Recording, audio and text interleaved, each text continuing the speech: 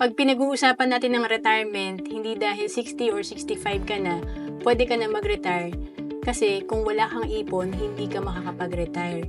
23% ng mga nag-retire ay kailangan pa rin magtrabaho dahil wala silang ipon or wala silang sapat na retirement fund. At kapag pinag-uusapan ng ipon, importante simulan agad natin to para kakampi natin ang oras.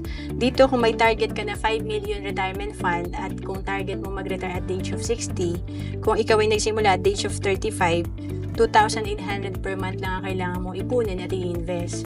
Pero pag nagsimula ka at the age of 55, 5 years na lang ang meron ka, 51,000 per month ang kailangan mong ipunin para ma-hit mo yung 5 million na target mo.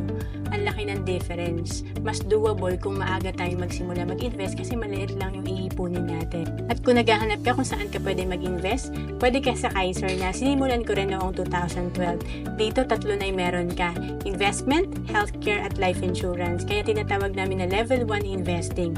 At kung OFW ka, pwede ka sa Kaiser. We have online application.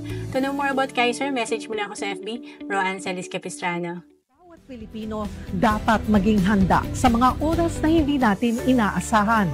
Gaya ng biglaang pagkakasakit, dapat may pondo tayo na magagamit. Sa oras ng pangangailangan, dapat may magmamalasakit.